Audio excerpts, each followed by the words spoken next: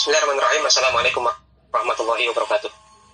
Innal hamdalillah nahmaduhu wa nasta'inuhu wa nastaghfiruh wa na'udzu billahi min syururi anfusina wa min sayyiati a'malina. Man yahdihillahu fala mudilla lahu wa man yudlil fala hadiyalah. Wa asyhadu an la ilaha illallah wahdahu la syarikalah wa asyhadu anna Muhammadan abduhu wa rasuluhu la nabiyya ba'dah. Allahumma shalli wa sallim wa barik ala nabiyyina Muhammad wa ala alihi wa sahbihi wa man tabi'ahum bi ihsanin ila yaumiddin, amma ba'd. Kemarin kita bahas berkaitan tentang masalah mubtada. Kita akan membahas tentang masalah khobar. Ibnu Malik mengatakan wal khobaru al juz'u al mutimu al faidah. Khobar itu adalah bagian yang menyempurnakan faedah, yaitu menyempurnakan mubtada. Kallahu barun, contohnya adalah dalam kalimat Allah adalah maha pemberi nikmat. Wal ayadi, dan nikmat-nikmat itulah syahidah, merupakan saksi atasnya. Nusara mengatakan arrafal khobara. Di sini Ibnu Malik mendefinisikan khobar dunal mubtada'i, tanpa mendefinisikan mubtada. Ihtimaman, karena dalam rangka perhatian bimahtil faidah, inti dari faidah pembahasan. Wa tauti'atan, dan ini juga sebagai tauti'ah, pengantar litaksimihi, untuk pembahasan tentang taksim, pembagian khobar ila mufradin wa ghairihi, menjadi dua, yaitu khobar mufrad dan khobar ghairu mufrad. Al khobar huwa, maka khobar adalah al juz'u al mutimu al faidata.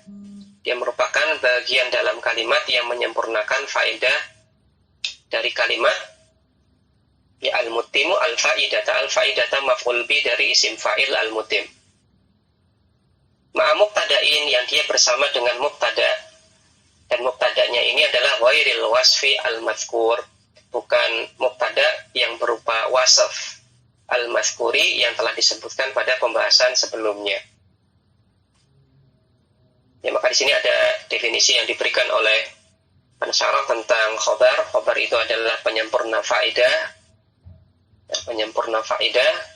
Kemudian ma'a mubtada'in, yang dia disebutkan bersama dengan mubtada', dan mubtada'nya ini bukan wasaf.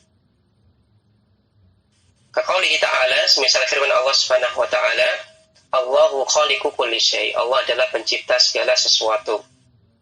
Maka lafaz Allah di sini adalah mubtada', kemudian kata khaliq di sini adalah khobar. Kita lihat footnote nomor 1. Hadha huwal aslu, ini merupakan hukum asal. Wal ghalibu annal khabara yutammimu binafsihi al faidata ma'al mubtada'i. Dan seringnya khobar itu menyempurnakan faedah. Nah, khobar itu sendirilah yang menyempurnakan faedah bersama dengan mubtada'nya. Li'anal mubtada'a mahkumun alaihi wal khabaru li'anal mubtada'a mahkumun alaihi wal khabara mahkumun bihi kama fil amtilah.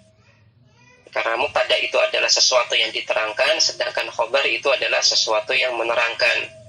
Kama fil amtilah, sebagaimana dalam contoh.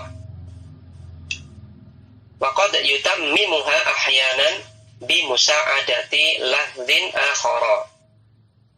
Dan terkadang khobar ini menyempurnakan kalimat dengan bantuan lafaz yang lain, dengan bantuan kata lain.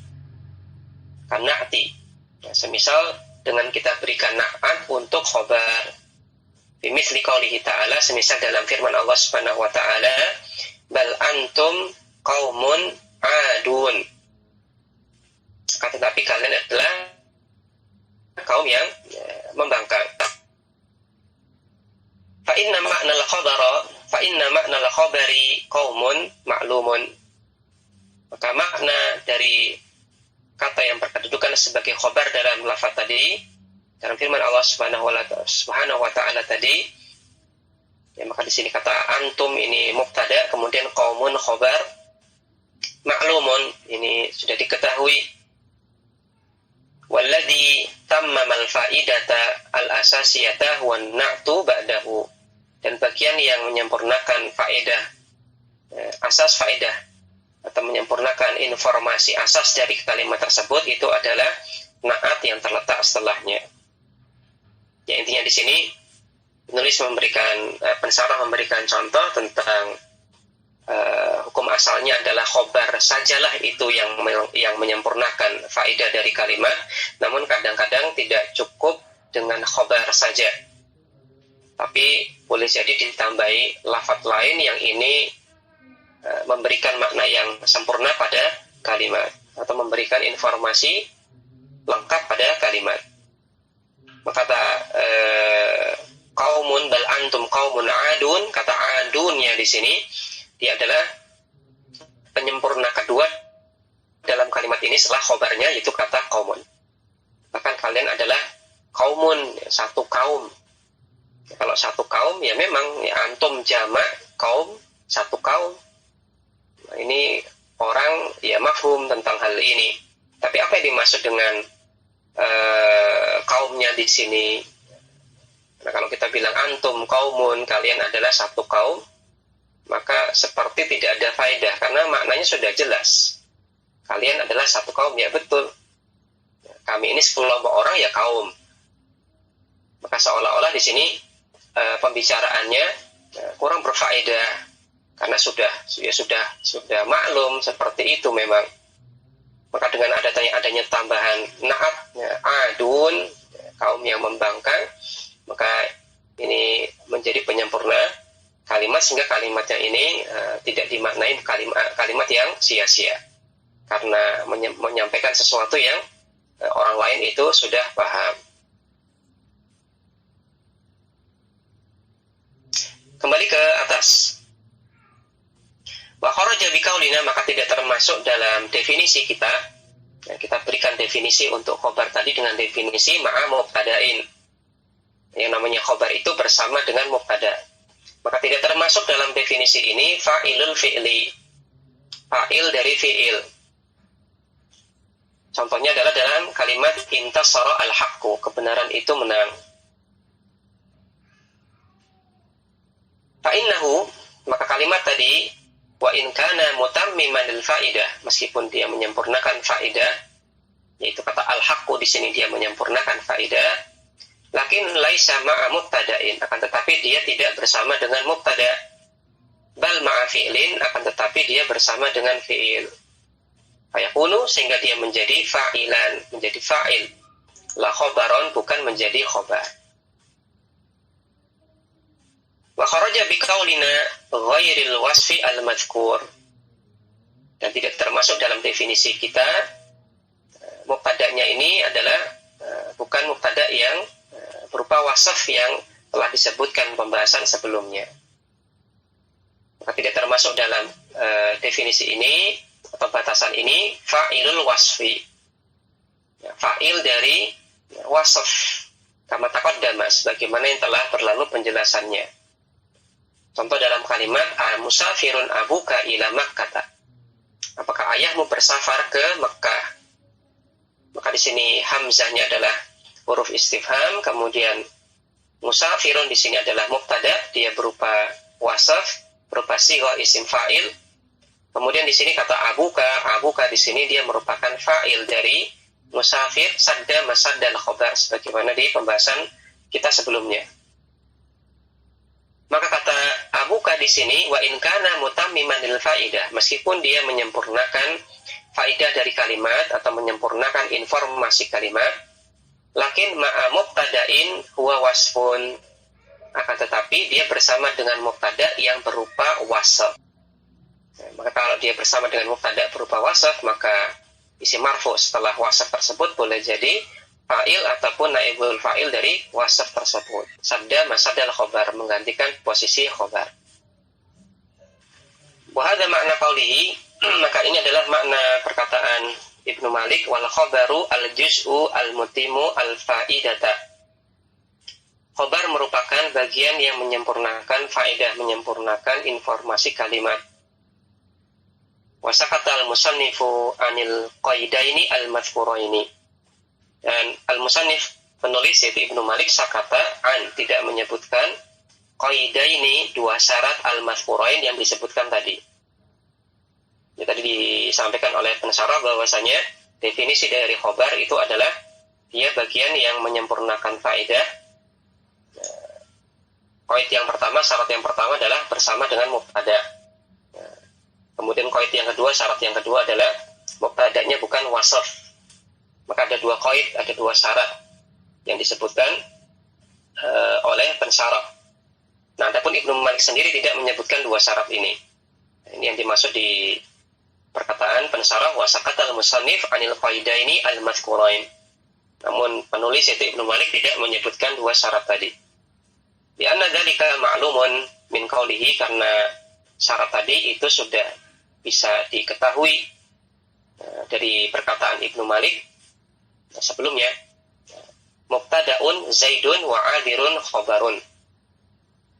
Kata dalam kalimat Zaidun 'adirun,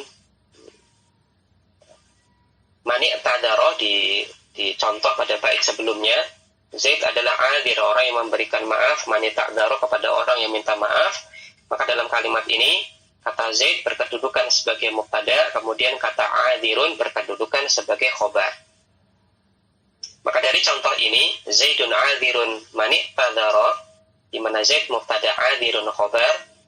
Nah, ini sudah bisa kita tangkap, sudah bisa kita ketahui bahwasanya yang namanya khobar itu adalah penyempurna faedah, kemudian juga khobarnya ini bersama dengan mubtada, bukan bersama dengan fiil, kemudian mubtadanya ini bukan wasf. Lil ilmi, karena sudah diketahui dengan contoh tersebut, bi annal khabara, bahwasanya khobar la yakunu illa ma'a mubtada'in ghairil wasfi. Tidaklah dia bersama dengan mubtada. Nah, tidaklah dia bersama kecuali dengan mubtada yang selain wasf. Dengan bahasa lain, ya khobar itu senantiasa dengan mubtada yang bukan wasf. Kama anal mithala yufidu dzalik, sebagaimana yang ditunjukkan oleh contoh. Kemudian perkataan Ibnu Malik, Allahu barun. Contohnya adalah dalam kalimat Allahu barun. Allah adalah bar. Apa arti bar di sini? Maksudnya adalah kathirul ihsan, banyak memberikan ihsan, kebaikan. Terjemah bebasnya banyak memberikan nikmat. Kemudian kata al-ayadi. Al-ayadi di sini maksudnya adalah an-ni'amu, nikmat-nikmat. Di an-naliyada, karena kata aliyad tutlaqu ala nikmati, itu digunakan dengan artian nikmat. Wa qad warada dzalika fi kalamil Arab, dan ini terdapat dalam ucapan bangsa Arab. Amma fi ayati sifati wa ahadithiha, adapun berkaitan tentang masalah kata yad dalam ayat-ayat tentang sifat Allah dan juga hadis-hadis tentang sifat Allah, fala yajuzu tafsirul yadi bi ni'mati, maka tidak boleh mentafsirkan kata yad, yaitu yadullah bi ni'mati, ditafsirkan dengan nikmat. Li'annahu ta'wilun fasidun, karena ini merupakan ta'wil ataupun tafsir fasidun yang rusak. Ta'wil fasid, ta'wil yang tidak benar. Bal tusbatul yadu lillah, akan tetapi ditetapkanlah al-yad, tangan, lillah, bagi Allah Subhanahu wa taala, ala ma yaliku bi jalalihi wa 'azamatihi, sesuai dengan kemuliaan dan keagungannya. Ya, maka ada poin-poin yang perlu kita ambil kesimpulan pada pembahasan yang disampaikan oleh pensyarah tadi berkaitan tentang masalah definisi khobar. Yang pertama adalah khobar itu penyempurna faedah pada jumlah ismiyah. Dia penyempurna faedah pada jumlah ismiyah. Kemudian yang kedua, dia bersama dengan mubtada yang bukan wasf. Kemudian yang ketiga, pada asalnya khobar itu sendiri, dengan khobar itu sendiri bersama dengan mubtadanya, kalimat jadi sempurna. Namun kadang-kadang tidak cukup dengan hanya khobar, tapi khobar ditambah fadlah yang lain. Khobar ditambah dengan fadlah, misalkan na'at ataupun yang lainnya, sehingga kalimat itu menjadi kalimat yang sempurna dan tidak menjadi kalimat yang sia-sia, sebagaimana tadi yang disampaikan oleh pensyarah di footnote nomor 1. Kemudian berkaitan tentang pembahasan kata yad. Kata yad memang betul secara bahasa, dalam bahasa Arab ini ada kata yad yang digunakan dengan arti nikmat.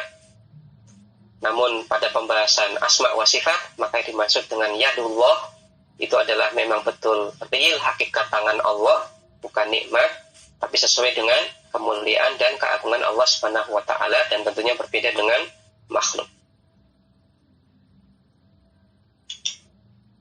Maka itu adalah pembahasan tentang masalah definisi khobar. Sekarang kita akan masuk ke pembahasan macam-macam khobar. Ibnu Malik mengatakan wa mufradan ya'ti wa ya'ti jumlah hawiyatan makna alladhi siqatlah. Yang namanya khobar boleh jadi dia merupakan mufradan ya'ti. Boleh jadi ya'ti khobar itu datang mufradan berupa mufrad. Ini mengisyaratkan kepada pembagian khobar. Yang pertama adalah khobar mufrad. Wa ya'ti jumlah. Dan kadang-kadang yang namanya khobar itu datang berupa jumlah, baik jumlah fi'liyah ataupun jumlah ismiyah. Yang mana jumlahnya ini mencakup hawiyatan makna alladhi siqatlah. Hawiyatan makna yang mencakup makna mubtada. Maksudnya adalah ada robit, ada pengikat, ada penghubung antara mubtada dan khobarnya yang berupa jumlah. Alladhi siqatlah, di mana jumlah tersebut telah terhubung sebagai khobar bagi mubtadanya. Maka nanti disampaikan oleh pensarah di sini bahwasanya khobar yang berupa jumlah itu ada beberapa macam. Yang pertama adalah khobar berupa jumlah fi'liyah, jumlah ismiyah. Kemudian ada juga nanti pembagian ada khobar yang dia secara makna itu adalah semakna dengan mubtadanya, yang mana khobar yang seperti ini itu tidak butuh robit, tidak butuh pengikat yang mengikat antara atau yang menghubungkan antara khobar dengan mubtadanya. Kemudian yang kedua adalah khobar yang dia tidak semakna dengan mubtadanya, sehingga ini butuh robit, butuh pengikat antara dia dengan mubtadanya, sehingga tidak dianggap khobarnya ini sebagai ajnabiyah dalam kalimat. Kemudian Ibnu Malik mengatakan wa in takun iyahu ma'nan iktafa biha. Apabila khobarnya ini semakna secara makna, dia semakna dengan mubtadanya, iktafa biha, maka khobarnya ini cukup, tidak perlu diberikan robit, tidak perlu diberikan pengikat yang mengikat antara khobar dengan mubtadanya. Maka contohnya adalah kanutki, semisal perkataanku Allahu hasbi wa kafa. Ya Allah itu hasbi adalah cukup bagiku, wa kafa dan cukup. Ya Allah cukup bagiku.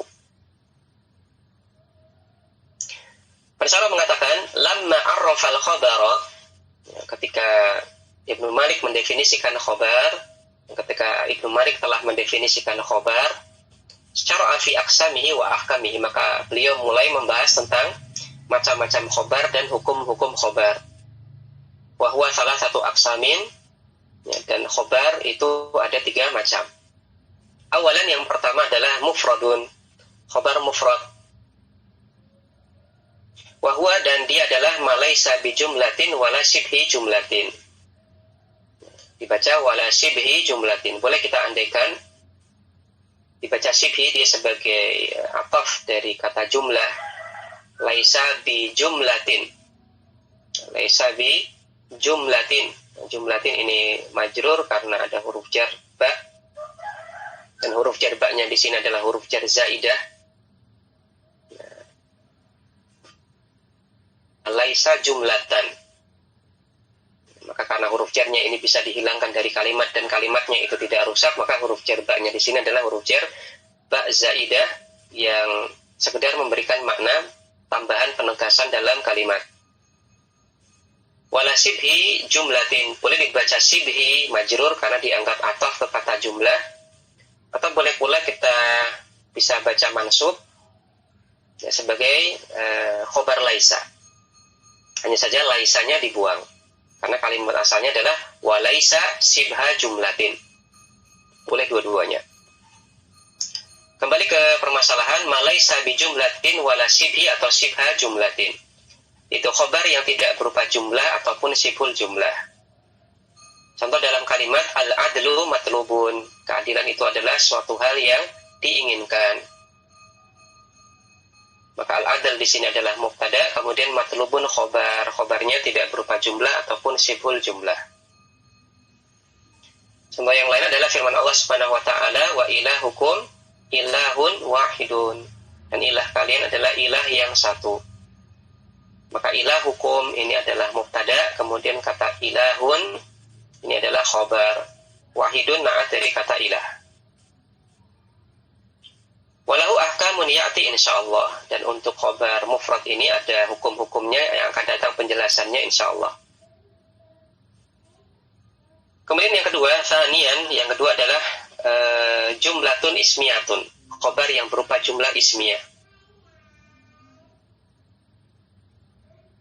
Di footnote pensyarah mengatakan, footnote nomor 1, idza kana al-khabaru jumlatan ismiyatan, apabila khabarnya berupa jumlah ismiyah, fala budda min istimalil kalami ala mubtada'in awwalin wa mubtada'in tsanin.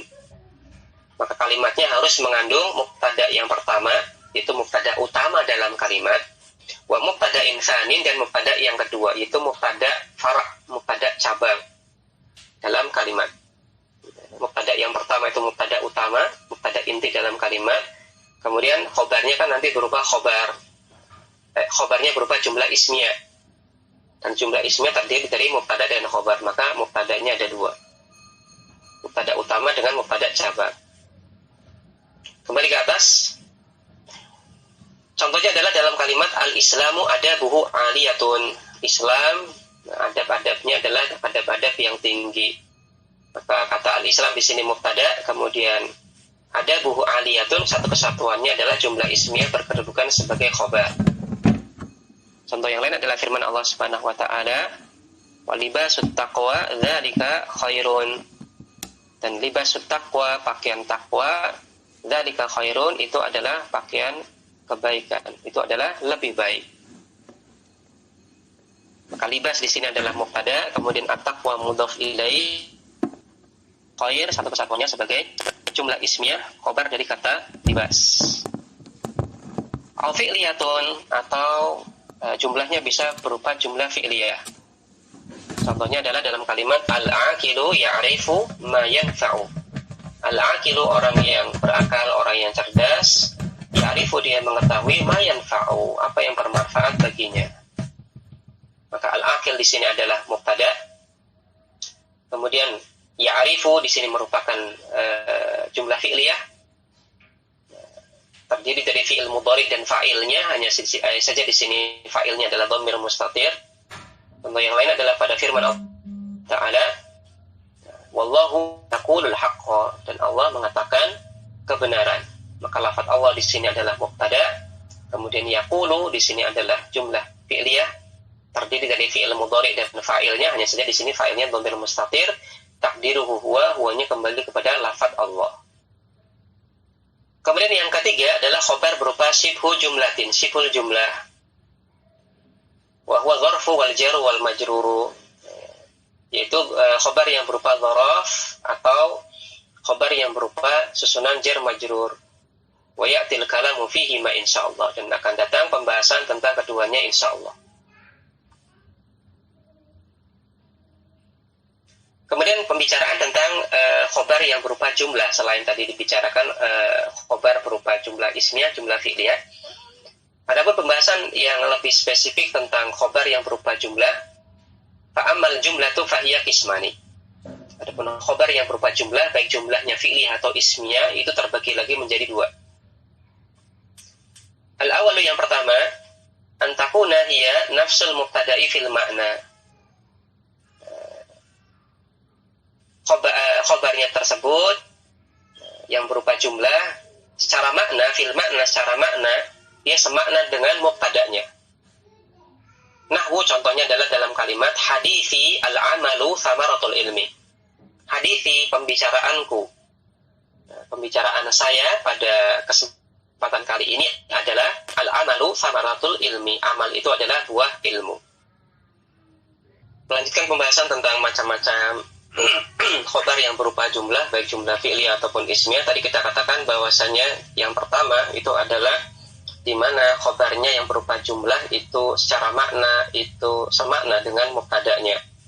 Contohnya adalah tadi hadithi al-amalu thamaratul ilmi. Hadithi pembicaraan saya pada kesempatan kali ini adalah al-ilmu thamaratul al-amalu thamaratul ilmi. Amal adalah buah ilmu.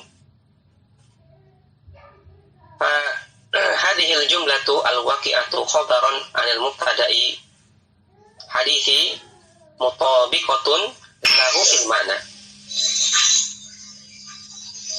Maka dalam kalimat hadithi al-amalu thamaratul ilmi, yang pertama kata hadithi ini mubtada, kemudian kalimat al-amalu thamaratul ilmi itu adalah khobar. Khobarnya berupa jumlah ismiyah. Maka fahadhil jumlah al-waqi'ah khobaran, maka jumlah yaitu al-amalu thamaratul ilmi yang berkedudukan sebagai khobar dari mubtada yaitu kata hadithi, mutabiqatun lahu fil makna. Fil makna secara makna, mutabiqatun lahu itu bersesuaian. Hal hadithu huwa al-amalu thamaratul ilmi, maka pembicaraannya adalah tentang amal adalah buah ilmu, dan thamaratul ilmi al-amalu, buah ilmu adalah amal, huwal hadithu adalah tema pembicaraan tersebut. Ya, artinya secara makna khobar dengan maknanya itu selaras, bersesuaian. Mubtada itu adalah semakna dengan khobarnya, khobar semakna dengan mubtadanya. Asali adapun jenis yang kedua,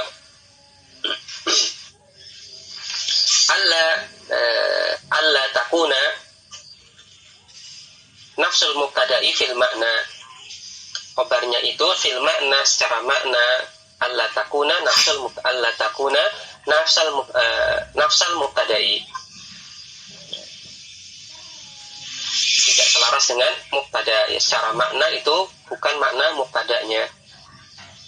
Contohnya adalah al-mujtahidu yafuzu bi ghayatihi. Al-mujtahid, orang yang rajin, yafuzu bi ghayatihi, dia akan mendapatkan tujuannya, mendapatkan keinginannya.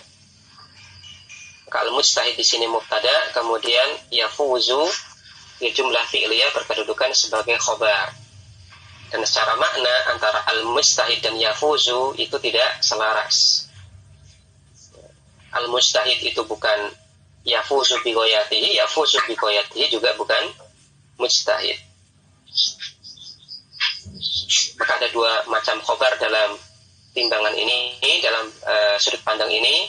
Ada khobar yang secara makna itu selaras dengan mubtada'nya.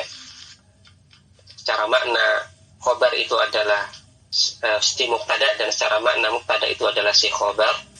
Contohnya tadi hadithi, misalkan kalimat saya buat kalimat lain, misalkan tambahi al-yauma, hadithi al-yauma, hadithi al-yauma al-amalu thamaratul ilmi. Pembicaraan saya pada hari ini, amal adalah buah ilmu. Maka amal adalah buah ilmu itu adalah pembicaraan saya. Bicaraan saya adalah buah ilmu. Kita masih bicarakan pembahasan tentang macam-macam khobar ditinjau dari selaras atau tidaknya dia secara makna dengan mubtadanya. Yang pertama adalah selaras dengan makna mubtada. Kemudian yang kedua adalah khobarnya ini tidak selaras dari sisi makna dengan mubtadanya. Contohnya tadi al-mujtahid yafuzu bi ghayati. Orang yang rajin itu yafuzu bi ghayati, akan mendapatkan apa yang dia inginkan. Maka antara mubtada dan khobar secara makna itu tidak sama, tidak selaras.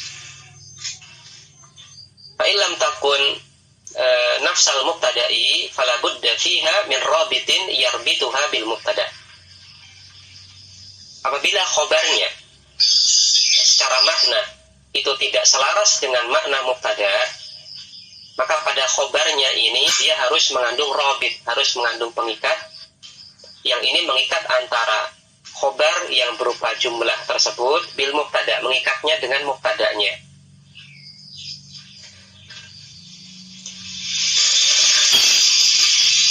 Kemudian kita lihat footnote nomor 2. Hadza ahadu syuruti fil jumlati al-waqi'ati khobaran. Ya, ini adalah salah satu syarat untuk jumlah yang berkedudukan sebagai khobar. Ya, salah satu syarat untuk jumlah yang berkedudukan sebagai khobar, yaitu khobarnya mengandung robit, mengandung pengikat. Nanti boleh jadi pengikat yang berupa domir atau berupa yang lainnya. Nanti akan dibahas oleh pensarah. Wasyarat tsani, adapun syarat yang kedua untuk jumlah yang berkedudukan sebagai khobar, alla takuna nidaiyatan. Jumlahnya bukan merupakan jumlah nidaiyah, yaitu jumlah yang berupa panggilan ataupun memakai huruf nida atau memakai uslub nida. Hal yasihu, sehingga tidak tepat kalau kita katakan Khalidun ya a'dalan nasi. Khalid, wahai manusia yang paling adil. Itu tidak tepat. Nah, tidak tepat kita dudukkan ya a'dalan nasi di sini sebagai khobar dari Khalid. Kenapa? Karena jumlah yang berkedudukan sebagai khobar tidak boleh berupa jumlah nidaiyah. Pasal itu adapun syarat yang ketiga untuk jumlah yang berkedudukan sebagai khobar, alla takuna musaddaratan bi ahadil hurufi lakin wabal wa hatta. Tidak diawali oleh salah satu dari 3 huruf, yaitu huruf lakin, bal, dan hatta. Wa hadhihi salah satu mujma'un 'alaiha. Dan 3 syarat ini mujma'un 'alaiha, disepakati oleh para ulama. Terutama tentunya di sini ulama lughah. Kama qalahu as-Suyuti wa ghairuhu iham al-hawamih. Sebagaimana dikatakan oleh Imam As-Suyuti dan ulama yang lainnya, dan ini dikutip di Hamul Hawamid. Maka syarat jumlah berkedudukan sebagai khobar, syarat yang pertama adalah mengandung robit. Mengandung robit. Ini adalah syarat di mana ketika jumlah yang berkedudukan sebagai khobar secara makna itu tidak selaras dengan makna mubtada. Kalau selaras dengan makna mubtada nggak perlu robit, sebagaimana di jenis yang pertama tadi kita sampaikan. Kemudian syarat yang kedua di mana jumlah berkedudukan sebagai khobar adalah jumlahnya nggak boleh jumlah nidaiyah. Kemudian syarat yang ketiga, jumlah yang berkedudukan sebagai khobar tidak boleh didahului oleh kata hatta, lakin, dan bal. Dan ini disepakati oleh para ulama lughah. Wa yajuzu fi jumlatil khabari an takuna qasamiyatan khilafan li Tha'labin. Dan boleh pada jumlah yang berkedudukan sebagai khobar dia berupa jumlah qasamiyah, berupa kalimat yang menunjukkan sumpah. Khilafan, dan hal ini berbeda dengan pendapat Tha'lab. Karena Tha'lab ini berpendapat bahwasanya jumlahnya nggak boleh jumlah qasamiyah. Buktinya apa? Buktinya adalah pada firman Allah Subhanahu wa taala, di mana ini bukti bahwasanya jumlah yang berkedudukan sebagai khobar boleh jumlah qasamiyah. Dalam firman Allah Subhanahu wa taala di surat Al-Hajj 58, Allah katakan, "Walladzina hajaru fi sabilillah tsumma qutilu aw matu la yarzuqannahumullah rizqan hasana." Orang-orang yang dia berhijrah di jalan Allah, kemudian dia terbunuh atau dia mati, maka sungguh Allah Subhanahu wa taala akan memberikan mereka rizki dengan rizki yang baik. Maka kalimat la yarzuqannahum, kalimat la yarzuqannahum, di sini ada lam taukid, la yarzuqannahum. Dan lam taukid itu menunjukkan ada sumpah sebelumnya. yang dibuang. Jadi kita pahami bersama, misalnya ada kalau ada lam taukid, maka itu menunjukkan ada qasam sebelumnya, ada sumpah sebelumnya, namun qasamnya ini tidak dimunculkan dalam kalimat. Maka la yarzuqannahum di sini berkedudukan sebagai khobarul mubtada, sebagai khobar dari mubtada, yaitu untuk kata alladzina. Maka pembahasan lengkapnya walladzina hajaru fi sabilillah. Ya, alladzina di sini dia isim mausul berkedudukan sebagai mubtada. Kemudian hajaru fi sabilillah, ya, tsumma qutilu aw matu, ini silah mausul, satu kesatuannya ini silah mausul. Kemudian khobar dari alladzina adalah la yarzuqannahum, la yarzuqannahum. Maka ini jumlah fi'liyah, la yarzuqannahumullah, maaf, la yarzuqannahumullah. Maka ini jumlah fi'liyah terdiri dari fi'il dan fa'il. Dan jumlah fi'liyahnya ini diawali oleh lam taukid, maka menunjukkan ada qasam, ada sumpah, namun sumpahnya dibuang. Maka ini bukti bahwasanya kalimat yang berupa jumlah yang berupa khobar, jumlahnya berupa jumlah qasamiyah. Kemudian contoh yang lain adalah di firman Allah Subhanahu wa taala, walladzina jahadu fina lanahdiyannahum subulana. Dan orang-orang yang dia berjihad di jalan kami, sungguh akan kami berikan hidayah kepada mereka untuk menuju jalan kami, menuju jalan-jalan kami. Kata alladzina di sini adalah mubtada, dia berupa isim mausul, kemudian jahadu fina ini silah mausul, kemudian khobar dari alladzina adalah lanahdiyannahum. Lamnya di sini adalah lam taukid, kemudian nahdiyanna di sini adalah fiil dan fa'il, di mana fa'ilnya adalah dhamir mustatir takdiruhu nahnu.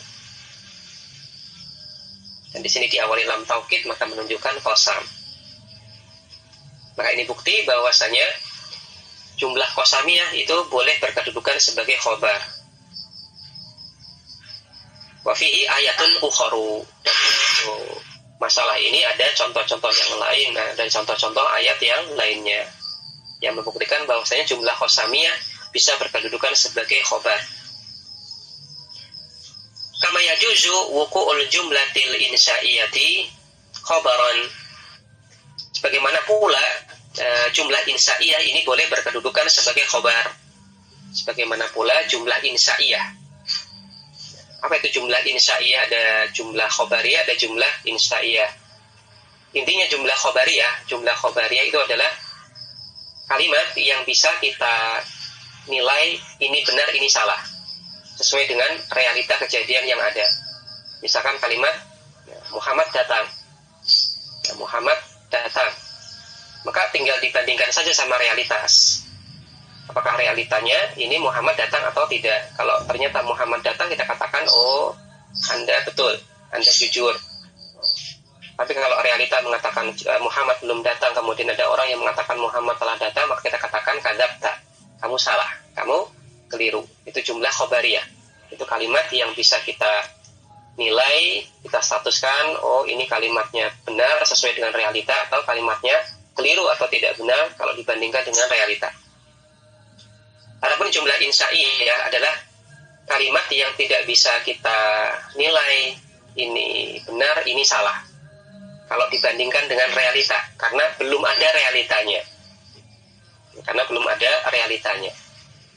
Jumlah insa'iyah ini macam-macam. Ada yang berupa doa, ada yang berupa perintah, ada yang berupa pertanyaan, ada yang berupa pertanyaan, dan beberapa macam yang lain. Ini berbeda dengan pendapat Ibnu Siraj. Khilafan li Ibnu Siraj. Ini berbeda dengan pendapat Ibnu Siraj. Nah, Ibnu Siraj mengatakan bahwasanya yang namanya khobar, jumlah yang berkedudukan sebagai khobar, dia harus jumlahnya jumlah khobariyah. Tidak boleh berupa jumlah insa'iyah. Namun yang terdapat dalam masalah ini adalah jumlah insa'iyah bisa berkedudukan sebagai khobar. Contohnya adalah pada firman Allah Subhanahu wa taala, walladzina yaknizuna adh-dhahaba wal fiddah wa la yunfikunaha fi sabilillah fabashshirhum bi'adzabin alim. Orang-orang yang dia menimbun emas dan perak dan tidak menginfakkannya di jalan Allah, fabashshirhum, maka berilah dia kabar gembira bi'adzabin alim, dengan adab yang pedih. Maka dalam firman Allah Subhanahu wa taala di surat At-Taubah 34 ini, kata alladzina dia adalah isim mausul. Ya, mausulun, dia merupakan isim mausul muqtadaun dan berkedudukan sebagai muqtada. Dhamina makna syarti, dan dia mengandung makna syarat. Ya, jika kayak gini maka kayak gini. Nah, ini yang dimaksud dengan makna syarat di sini. Jadi kalimatnya di sini, isi mausulnya di sini mengandung makna syarat. Maksudnya adalah mengandung sebab akibat. Kalau ada orang kayak gini, maka nanti akibatnya kayak gini.